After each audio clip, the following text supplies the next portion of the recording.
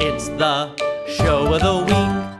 Hi, welcome to Show of the Week. I was looking for something vaguely spooky to talk about for October and going through my long list, and Wicked came up. And I'm surprised I haven't talked about Wicked yet. Because, you know, it's more than a decade old now and is probably...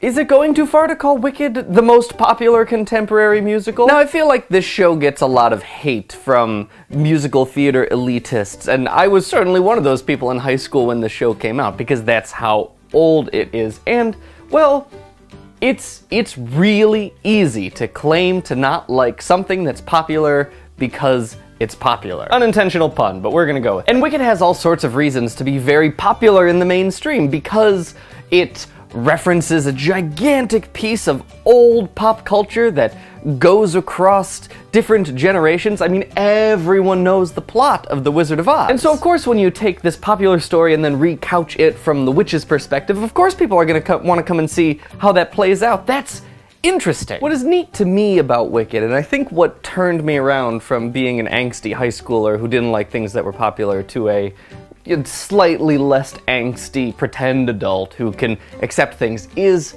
how a lot of popular contemporary musicals of the late 90s, early 2000s were very real and were very much about what was going on in our world at the time. Wicked, on the other hand, is pretty much 95% escapist, at least on the surface level. And yes, there is a whole underlying commentary about terrorism and the media and how we represent those things, and that's absolutely an early 2000s political commentary, but it's not as overt as it was in other musicals of the time. And I think that escapism, that distance, is something that led to Wicked's popularity. It was a musical you could go to and for 2.5 hours forget about the world outside the theater, and that is never a factor to discredit. And the music, and the lyrics, and the spectacle, it's a great show to see. I also think the book of Wicked doesn't get enough credit, not Gregory Maguire's novel, but the book, Winnie Holzman's,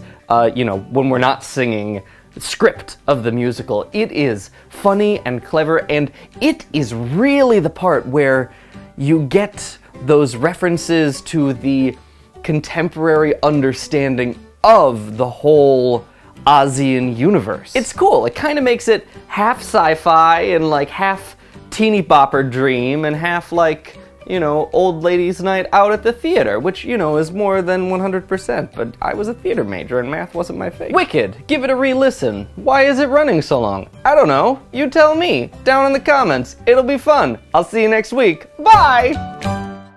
But man, was I in an anti-Wicked camp when I was in high school. Whew! I've certainly come around. Thank goodness. Another unintentional song pun.